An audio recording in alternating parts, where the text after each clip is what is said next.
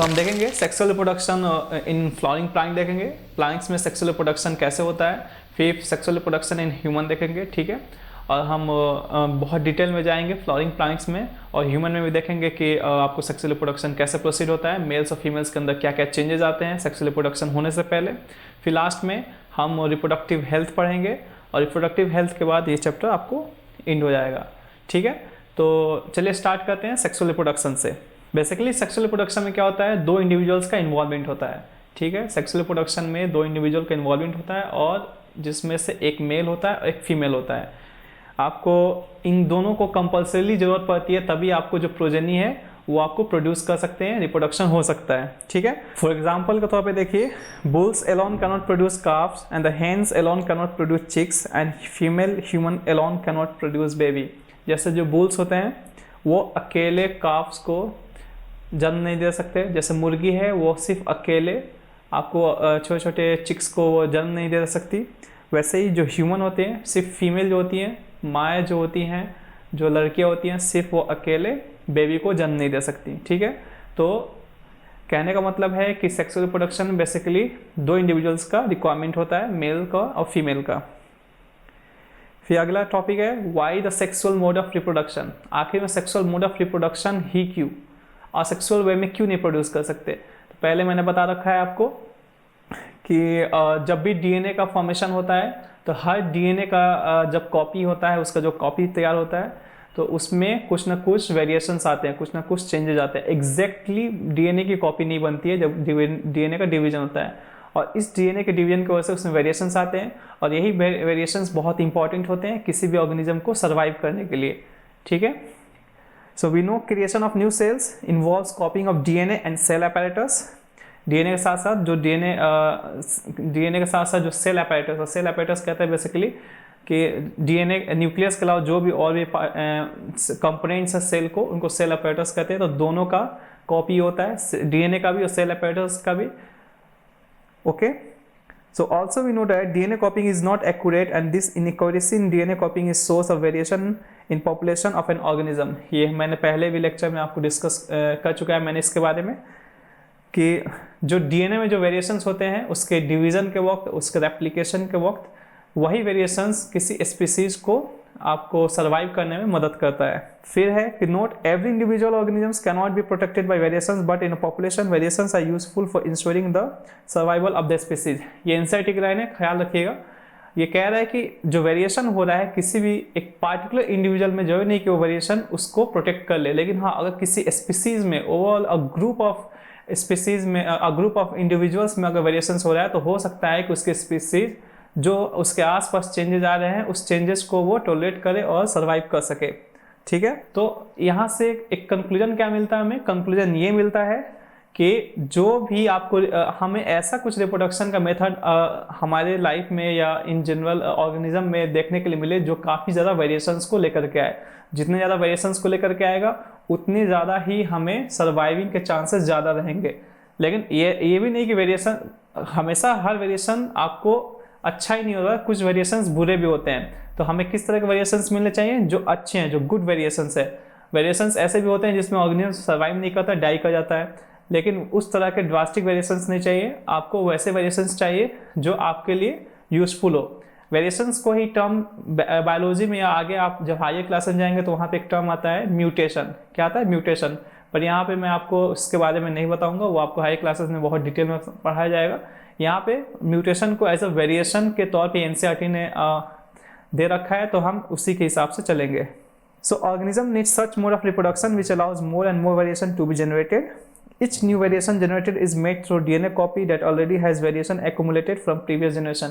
देखिए जो हमारे डीएनए का जो हमारा डीएनए है, जो हमारे पास न्यूक्लियस है जिसके अंदर क्रोमोसोम होता है, उसमें ऑलरेडी बहुत सारे वेरिएशन हैं। क्योंकि देखिए मैं, मेरे फादर, उनके फादर, उनके फादर, उनके फादर, ऐसे जनरेशन चली आ रही है और तब से सेल डिवीजन होते हुए चला आ रहा है। तो मैंने बताया हर सेल डिवीजन के वक्त डीएनए की कॉपी होती है और उस वक्त कुछ ना कुछ वेरिएशंस बनते रहते हैं। तो हमारे पास जो मेरे सेल के अंदर जो न्यूक्लियस में जो भी क्रोमोसोम्स है उसमें ऑलरेडी बहुत सारे वेरिएशंस हैं जो एक्यूमुलेटेड हैं बहुत सारे जनरेशन से, ठीक है। और जब हम किसी फीमेल, जैसे कि जैसे मैं किसी फीमेल से जब रिलेशन में आता हूँ, उसके साथ शादी करता हूँ, जब मैं अपने ऑफिस स्प्रिंग के लिए प्रोसीड करता हूँ, तो यहाँ पे वेरिएशन, एक तो पहले से जनरेशन से मुझे वेरिएशन मिला है, और जब मैं शादी करूंगा तो मुझे और वेरिएशन मिलेगा। कैसे वेरिएशन मिलेगा? एक तो मेरी एक तो जो फीमेल होगी, फीमेल लेडी अपने उसके क्रोमोसोम्स, वो कहीं और से बहुत ज्यादा उसके क्रोमोसोम्स के अंदर वेरिएशन इकट्ठे हुए हैं, मेरे में वेरिएशन इकट्ठे हुए हैं, दोनों वेरिएशन का होंगे, कंबाइन होंगे, तो एक नई जनरेशन बनेगी जिसके डीएनए में बहुत सारे वेरिएशन होगा। Okay, the two different individuals in a population would have quite different patterns of accumulated variations. Therefore, sexual mode of reproduction incorporates such as a process combining DNA from two different individuals during reproduction. Okay, and it brings a lot of variations together. देखिए, chromosome का एक overview दे देता हूँ। Human body के अंदर आपको 46 chromosomes होते हैं, 23 पेयर्स, ठीक है। यही क्रोमोसोम्स के अंदर क्या होता है? डीएनए होता है, जो मैंने बताया था पिछले लेक्चर में। डीएनए आपको ब्लूप्रिंट की तरह काम करता है। किसी भी ऑर्गेनिज्म कैसा बनेगा कैसा नहीं बनेगा, इसका सारा इंफॉर्मेशन कहाँ होता है? डीएनए के अंदर होता है। अगर डीएनए चेंज हुआ तो उसका ब्लूप्रिंट चेंज हो जाएगा, जब ब्लूप्रिंट चेंज होगा तो पूरे ऑर्गेनिज्म का ही नक्शा चेंज हो जाएगा, ठीक है। तो यहाँ पे मैंने एक्स्ट्रा तौर पे आपको दिख रहा होगा स्क्रीन में पीछे क्रोमोसोम जो होते हैं मेल और फीमेल में बस एक ही पेयर ऑफ क्रोमोसोम है जो कि थोड़ा डिफर होता है। उसके अलावा लगभग सारे क्रोमोसोम्स क्या होते हैं? सेम होते हैं। तो जो एक डिफर पेयर है वो है आपको XY और XX। बेसिकली क्रोमोसोम दो तरह के होते हैं, एक है ऑटोसोम्स, एक है सेक्स क्रोमोसोम्स। ऑटोसोम्स वो क्रोमोसोम्स है जो 22 पेयर्स होते हैं, और सेक्स क्रोमोसोम 1 पेयर होता है। बेसिकली यही सेक्स क्रोमोसोम वो क्रोमोसोम है जो कि डिफर करता है मेल और फीमेल में। मेल में ये सेक्स क्रोमोसोम XY होता है, जबकि फीमेल में ये सेक्स क्रोमोसोम XX होता है। पर ये हायर क्लासेस के टॉपिक्स है, यहाँ पे मैंने बस ऐसे आपको सिंपली एलाबोरेट करने के लिए बता दिया। बेसिकली यहाँ मुझे बताना था कि क्रोमोसोम होता क्या है। न्यूक्लियस के अंदर क्रोमोसोम पाया जाता है, और इसी क्रोमोसोम के अंदर डीएनए होता है। ओके, और ह्यूमन में 46 टोटल क्रोमोसोम्स होते हैं, चाहे वो मेल हो या फीमेल हो। बस मेल और फीमेल में एक पेयर ऑफ क्रोमोसोम में डिफरेंस होता है, वरना और सारे क्रोमोसोम्स लगभग सेम होते हैं। चलिए, मैंने कहा कि जब मेल और फीमेल मिलते हैं तो उसमें आपको रिकॉम्बिनेशन होता है। वहाँ पे फीमेल से क्रोमोसोम्स आते हैं और मेल से क्रोमोसोम आते हैं, ठीक है। मैंने क्या होता है? क्रोमोसोम्स जो हमारे बॉडी के अंदर है वो पेयरिंग में होते हैं। किस में होते हैं? पेयरिंग में होते हैं। 23 पेयर्स टोटल होता है।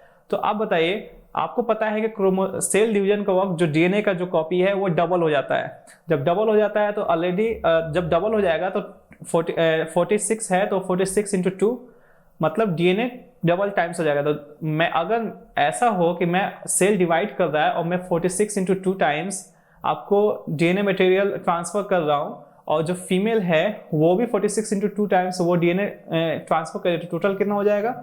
आपको जो नया सेल बनेगा, ऐसे नॉर्मल प्रोसीजर सेल डिवीजन से देखा जाए तो नया सेल में 4 गुना डीएनए के आपके कंटेंट हो गए। लेकिन इन जनरल आप जानते हैं कि एक सेल में total double amount of DNA होना चाहिए, पर जो रिजल्टेंट सेल बन रहा है उसमें 4 टाइम्स हो जा रहा है। मैं आपको इसको लिख करके समझाने की कोशिश करता हूँ। देखिए, मेल है, इसमें आपको 2n, सपोज के 2n क्रोमोसोम है, उसमें मेल को आपको ऐसे रिप्रेजेंट करते हैं, और ये फीमेल है जिसमें आपको 2n क्रोमोसोम है। नॉर्मल डिवीजन हुआ तो इसमें आपको क्रोमोसोम नंबर डबल हो गए, ठीक है। फीमेल बताया था वो सेपरेट आउट हो जाते हैं। तो यहां से सपोज के 2 सेल बन गया, 2n 2n, और यहां भी 2 सेल बन गए, 2n 2n, ठीक है। तो जब दोनों सेल मिलेंगे तो ये दोनों सेल मिलेंगे, तो ये हो जाएगा 2n + 2n। देखिए टोटल कितना हो गया? 4n हो गया। तो मैंने आपको क्या बताया था कि एक सेल को कंट्रोल करने के लिए 2n नंबर ऑफ क्वांटिटी, मतलब double number of chromosomes he enough है। अगर उससे ज्यादा होगा तो फिर जो पूरे जो आपको सिस्टम है, जो केमिकल रिएक्शन वो काफी मेसी हो जाएगा, और ऐसे में वो पूरे सेल अपैरेटस को कंट्रोल नहीं कर पाएगा और सेल क्या हो जाएगा? डाई हो जाएगा। तो ये जो मैंने आपको ये जो सीक्वेंस में बताया है, ये इन जनरल सेल डिवीजन है। जैसे हमने असेक्सुअल रिप्रोडक्शन में देखा था, एक सेल डिवीजन जब शुरू होता है तो उसमें न्यूक्लियस 2 पार्ट में डिवाइड होता है, फिर उसके बाद उसके जो सेल है फिर वो दो पार्ट में टूट जाते हैं। जो सेल जो इनिशियली जो न्यूक्लियस में जो अमाउंट डबल हुआ था वो आधा आधा सेपरेट हो जाता है और सेम नंबर ऑफ न्यूक्लियस रहता है। अगर इस वे में अगर ह्यूमंस के अंदर अगर ऐसा सेल डिवीजन हो तो वहां पे आपको देखिएगा कि जो रिजल्टेंट सेल होगा उसमें 2n+2 मतलब जो डीएनए का अमाउंट है वो 4 टाइम्स हो जाएगा, लेकिन हमें होना कितना चाहिए 2 टाइम्स। तो हमें कुछ ऐसा तरीका डेवलप होना चाहिए जिसमें आपको 2 × 2 ना होकर के सिर्फ 2n times he total number of chromosome हो, ठीक है। सो इस चीज को करने के लिए जो कॉम्प्लेक्स ऑर्गेनिज्म होते हैं, जो मल्टी सेलुलर ऑर्गेनिजम्स होते हैं, उनके पास एक स्पेशल मैकेनिज्म होता है सेल डिवीजन का। जो आप असेक्सुअल में इन जनरल जो आपने सेल डिवीजन देखा है उसे हम माइटोसिस कहते हैं। ये टर्म आपको यहाँ पे इस्तेमाल नहीं कर सकता, लेकिन इन जनरल आप ऐसे याद रखिए कि सेल डिवीजन के 2 टाइप्स होते हैं, एक माइटोसिस होता है, एक मियोसिस होता है। बेसिकली माइटोसिस में क्या होता है, जो सेल है वो आपको एग्जैक्टली वैसा ही आपको डिवाइड होकर के बनता है जैसा वो पेरेंट्स की तरह होता है, उसमें कोई ज्यादा चेंजेस नहीं होता है। लेकिन जो मियोसिस होता है उसमें एक सेल 4 अलग अलग सेल्स में डिवाइड होता है और हर सेल पहले वाले अपने पेरेंट सेल से डिफरेंस होता है। पर ये आपको हायर क्लास में बताया जाएगा, वहां पे आपको इस चीज को एलाबोरेट किया जाएगा, तो आप वहां पे जाके इसको पढ़िएगा। ओवरव्यू के लिए इतना याद रखिए। तो मियोसिस में बेसिकली मियोसिस में देखिए होता क्या है, जब मियोसिस में सेल डिवाइड होता है तो उसका जो क्रोमोसोम नंबर है जो इनिशियली डबल है वो आपको रिड्यूस होकर के हाफ हो जाते हैं एक सेल के अंदर, ठीक है। और फिर उसके बाद जब कॉम्बिनेशन होता है, एक सेल जो मेल से आता है, एक सेल जो फीमेल से आता है, जब वो दोनों कंबाइन करता है तो हाफ डीएनए यहाँ से, हाफ डीएनए फीमेल से और हाफ डीएनए मेल से आता है, दोनों कंबाइन करता है तो 2n double the chromosome number हो जाता है। इसी चीज के बारे में हम आगे प्रोसीड करेंगे। If the double amount of DNA goes to a cell during cell division, then it will mess up the control of the cellular apparatus। जो सेलुलर apparatus को कंट्रोल करने का जो मैकेनिज्म वो काफी ज्यादा मेसी हो जाएगा। Multi cellular organisms have specialised tissue and organs where the copy DNA are separated. Multi cellular organism जो होते हैं उनके पास स्पेशलाइज्ड टिश्यू या ऑर्गन होता है जहां पे ये स्पेसिफिक सेल डिवीजन होता है जिसे हम मियोसिस कहते हैं। और यहाँ पे क्या होता है, जो डीएनए का जो अमाउंट जो डबल हुआ है प्रायर सेल डिवीजन से पहले, वो उसको क्या करता है, आधा आधा डिवाइड कर देता है। तो बेसिकली ये जो आपने यहाँ लिखा हुआ है स्पेशलाइज्ड टिश्यू एंड ऑर्गन्स, यहाँ ह्यूमन के केस में याद रखिएगा, ह्यूमंस के केस में ये जो स्पेशलाइज्ड ऑर्गन है जहाँ पे मियोसिस सिर्फ होता है वो है टेस्टिस मेल के रिस्पेक्ट में, और फीमेल्स के रिस्पेक्ट में ओवरीज। तो टेस्टिस एक ऐसा पार्ट है ह्यूमन बॉडी का जहाँ पे ऐसा सेल डिवीजन होता है जिसमें जो रिजल्टेंट सेल होता है उसके अंदर क्रोमोसोम नंबर आधे होते हैं, हाफ होते हैं, ओके।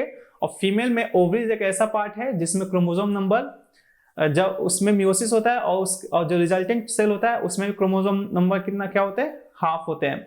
तो मेल से हाफ क्रोमोसोम नंबर और फीमेल से हाफ क्रोमोसोम नंबर आकर के डबल क्रोमोसोम नंबर आपको बन जाता है। तो वो सारे मैकेनिज्म आगे ह्यूमन रिप्रोडक्शन में देखेंगे। The cell division through which the copied DNA gets separated and only half the DNA is transferred to the new cell is called meiosis. Also during meiosis, a type of a cell division, मैंने बता दिया आपको, some recombination in between the DNA occurs and it also brings some variations. You will study in the higher classes.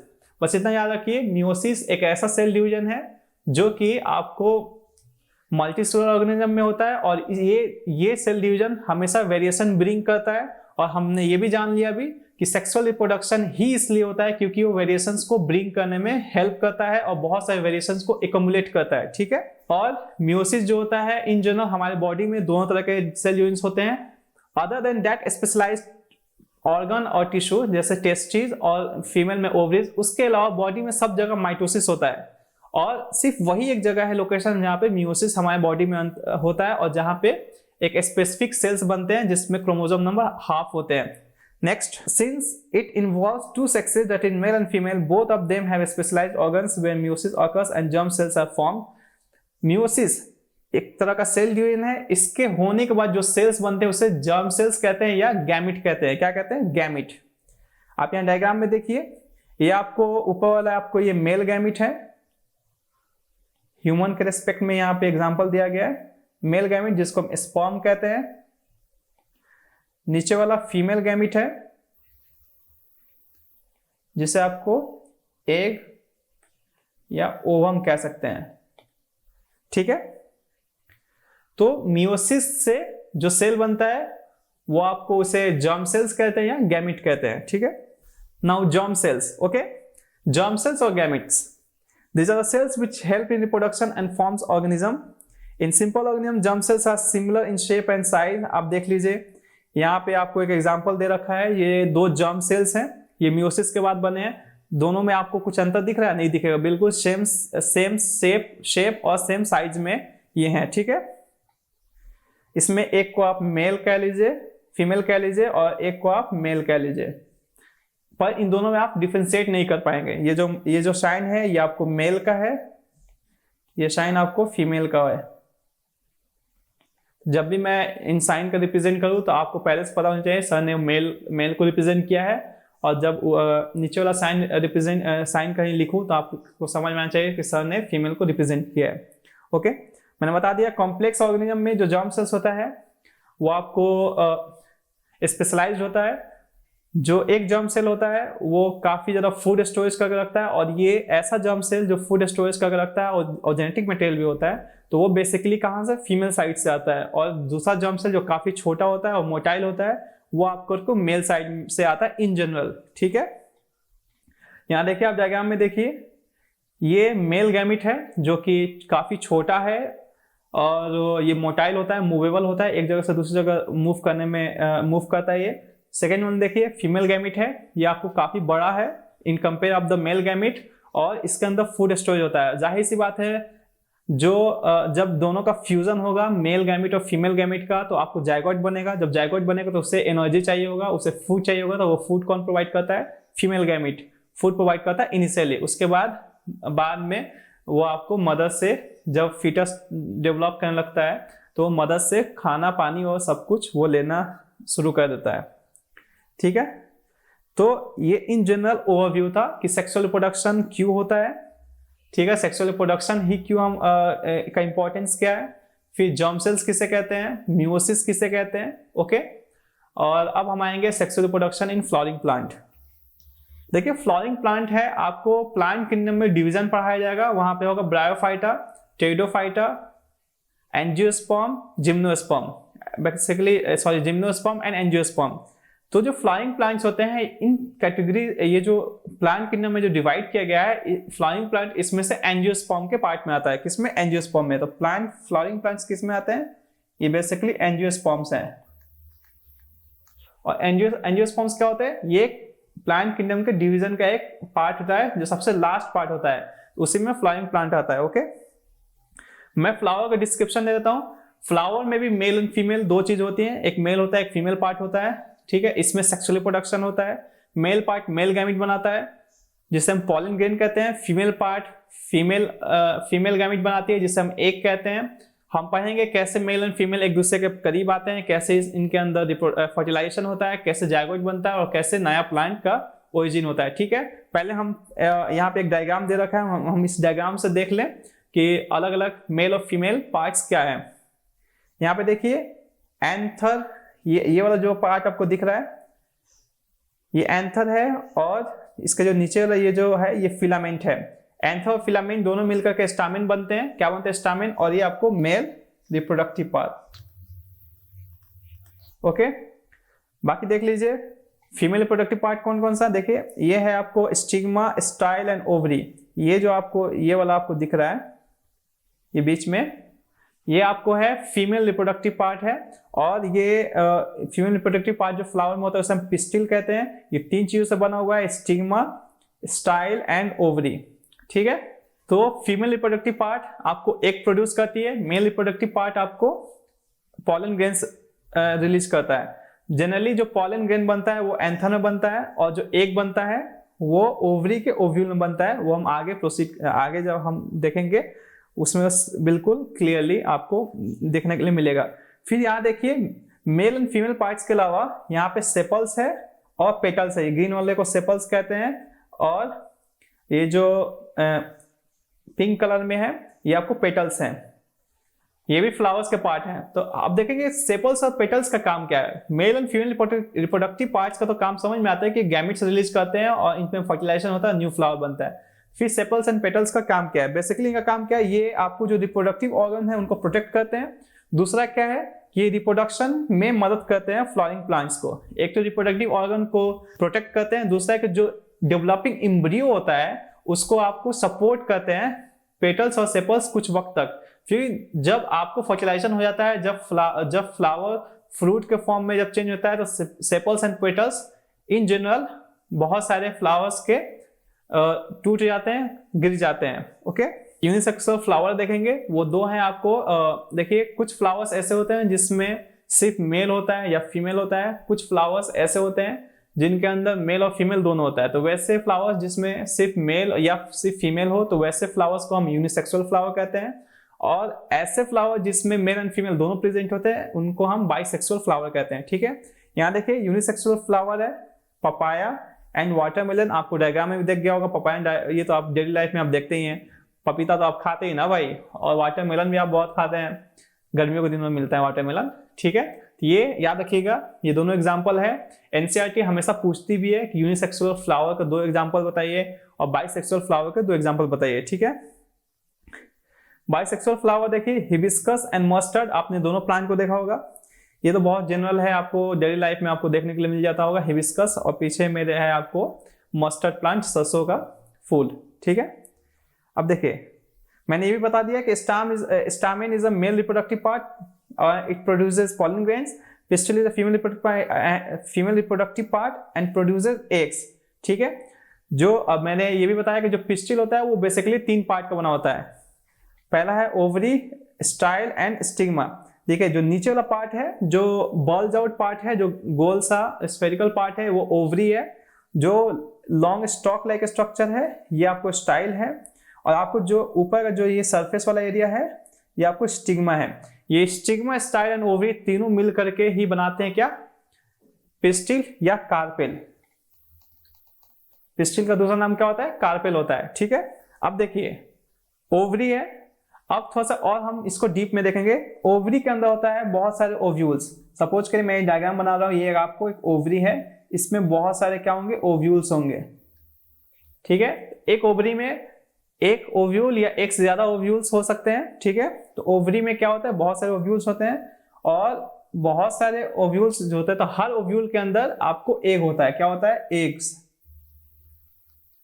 ठीक है, ये आपको मैं 8 sales बना रहा हूं, ये पर आपको नहीं जानना है, आपको इतना जानना है कि हर ओव्यूल में आपको एग सेल्स होते हैं। ये आपको हायर क्लासेस में ये सब बताया जाएगा। तो ये देख लीजिए, ये आप मान लीजिए एग सेल्स हैं। ठीक है, तो ओवरी के अंदर ओव्यूल्स होते हैं, ओव्यूल्स के अंदर ओवरी के अंदर काफी ज्यादा मैनी ओव्यूल्स होते हैं। फिर हर ओव्यूल के अंदर क्या होता है, एग्स होते हैं, एग सेल्स होते हैं। अब क्या है कि हम देखेंगे, यहाँ पे है कि fusion of pollen grains and eggs leads to fertilisation and it gives rise to zygote and then the zygote after division get transfer into the new plants. Transfer of pollen grain from stamen to stigma is called pollination. अब देखिए male reproductive part जो है वो pollen grain बना रहा है, female reproductive part की जो ओवरी वाला पोर्शन है उसके अंदर है आपको एग। तो अब याद है मेल रिप्रोडक्टिव पार्ट अलग है, एग अलग है। अब भाई जो पॉलन ग्रेन बना रहा है मेल रिप्रोडक्टिव पार्ट, उसको तो ट्रांसफर तो करना पड़ेगा ना फीमेल तक। तो ये जो प्रोसेस है मेल रिप्रोडक्टिव पार्ट के स्टामेन से, स्टामेन के एंथर से पॉलन ग्रेन का निकल करके फीमेल रिप्रोडक्टिव पार्ट के स्टिग्मा पे जा करके जाने का जो प्रोसेस होता है, इस ट्रांसफर ऑफ पॉलन ग्रेन का मेल से फीमेल तक जाने को हम पॉलिनेशन कहते हैं, किसी मीडियम के थ्रू। ठीक है, अगर ये जो ट्रांसफर है male to female same flower में होता है, एक ही फ्लावर में, जहां बाइसेक्सुअल फ्लावर है जिसमें मेल और फीमेल दोनों हैं, तो सेम फ्लावर में होता है, तो ऐसे पॉलिनेशन को हम कहते हैं सेल्फ पॉलिनेशन।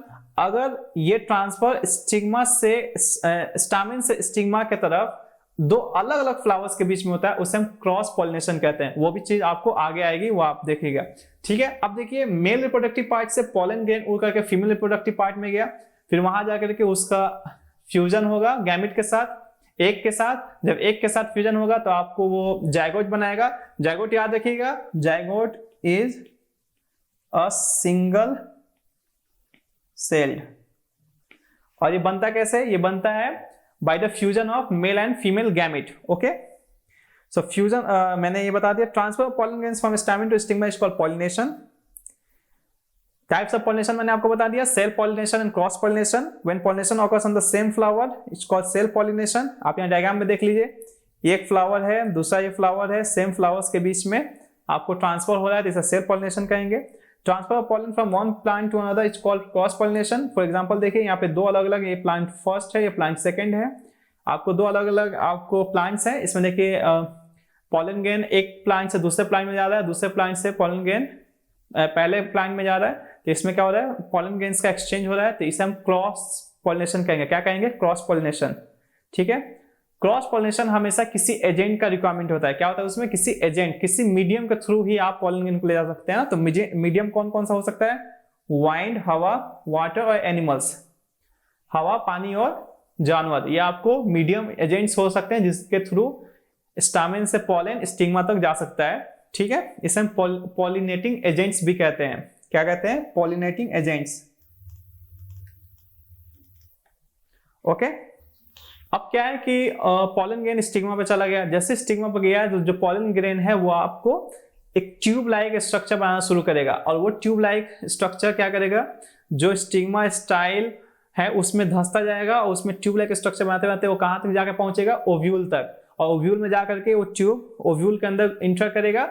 और ये जो ट्यूब लाइक स्ट्रक्चर है पॉलन, इसके अंदर क्या है? मेल गैमिट है। क्या है? मेल गैमिट है। तो इस ट्यूब लाइक स्ट्रक्चर के थ्रू ही मेल गैमिट पास होते होते कहां पहुंचता है? जाकर के ओव्यूल के अंदर पहुंच जाता है, जहां पे एग है, और वहां पे क्या होता है? फर्टिलाइजेशन हो जाता है, फ्यूजन हो जाता है मेल और फीमेल गैमिट का। Okay, so the pollen stigma, female reproductive part, starts germinating and pollen grains produces a pollen tube, and this tube carries male gametes and reaches the ovule through style and ovary and discharge male gametes to egg and fertilization took place। ठीक है, आप यहाँ पे diagram में देखिए, आपको pollen grain land हुआ है। पॉलन ग्रेन यहाँ पे लैंड होते देखिए आपको एक ट्यूब लाइक स्ट्रक्चर दिख रहा है।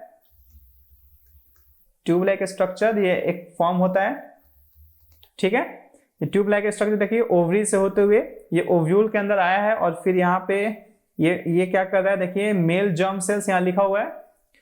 ये मेल जर्म सेल्स मतलब मेल गैमेट्स को ये कैरी कर रहा है। यहाँ पॉलन ट्यूब भी लिखा हुआ है।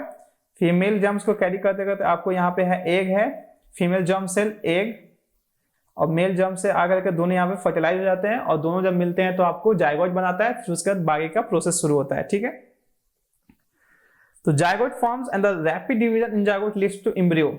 तो देखिए आप, ये आपको मेल गैमिट है प्लस ये आपको फीमेल गैमिट है, ये दोनों मिल गया, ये आपको बन गया जायगोट। क्या बन गया? जायगोट। और इस जायगोट में काफी ज्यादा सेल डिवीजन होता है, ये बाद में क्या बनता है? एम्ब्रियो बनता है। ओके, क्या बनता है बाद में? एम्ब्रियो बनता है। ये न्यूक्लियस में दिखा दे रहा हूं। ठीक है, तो एम्ब्रियो बनता है, और ये सारे प्रोसेस जायगोट से एम्ब्रियो बनना ये कहां होता है? ओव्यूल के अंदर हो रहा होता है। कहां होता है? ओव्यूल के अंदर। और ओव्यूल कहां होता है? ओवरी के अंदर होता है। ठीक है, now the ovules outer layer becomes hard and change into seed. जो ओव्यूल के अंदर ये जो एम्ब्रियो बन रहा है वो अब क्या होता है कि उसका जो आउटर लेयर होता है, आउटर सरफेस होता है, वो आपको काफी हार्ड हो जाता है, और वो किसका शेप ले लेता है?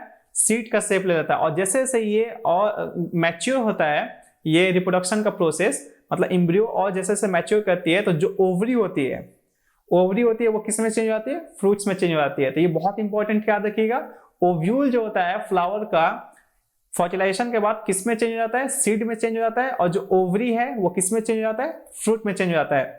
आपको बिल्कुल एक पैरेलल में आपको यहाँ पे दिखाया गया। देखिए इनिशियली एक फ्लावर था ये, ठीक है, और इससे एक टोमेटो बना है। क्या बना है? टमाटर। अब देखिए ये आपको यहाँ पे देखिए सीड्स दिखाए गए हैं। ये सीड्स है मतलब ये ओव्यूल्स रहे होंगे। ठीक है, ओव्यूल्स में फर्टिलाइजेशन के बाद वो किस में चेंज हो गए? सीड में चेंज हो गए। आप यहाँ पे देख लीजिए ओवरी, ओव्यूल्स पार्ट यहाँ अच्छे से इंडिकेट किया गया है। ये पेटल्स हैं जो कि फ्रूट बनने के बाद ये टूट के गिर जाते हैं, खत्म हो जाते हैं। स्टामेन है आपको मेल रिप्रोडक्टिव पार्ट है, स्टाइल ये फीमेल रिप्रोडक्टिव पार्ट है। ठीक है, ये स्टाइल यहाँ पे।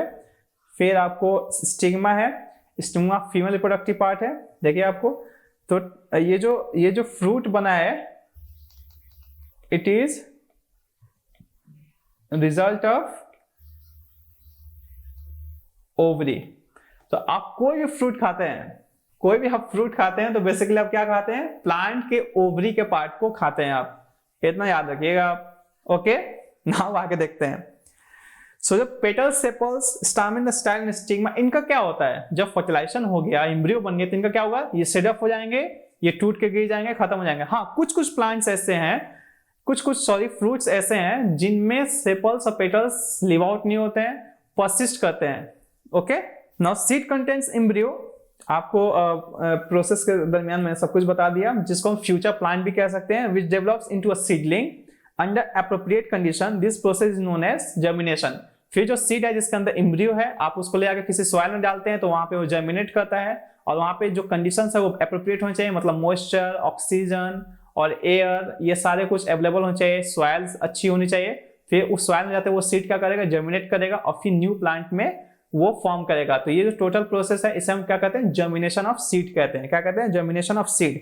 आप डायग्राम में देख लीजिए, आपको डायग्राम में यहाँ पे दिखाया गया है, आपको ये सीड है, सॉइल में गया इनिशियली, फिर जर्मिनेट कर रहा है, फिर वो धीरे धीरे किसमें चेंज हो रहा है, प्लांट में। आपने रिप्रोडक्शन इन फ्लावरिंग प्लांट देख लिया। इसमें याद रखिएगा मेल रिप्रोडक्टिव पार्ट कौन सा है, फीमेल रिप्रोडक्टिव पार्ट कौन सा है। फिर इसमें ध्यान रखना है male reproductive part pollen grain बनाता है, फीमेल रिप्रोडक्टिव पार्ट आपको एग बनाती है।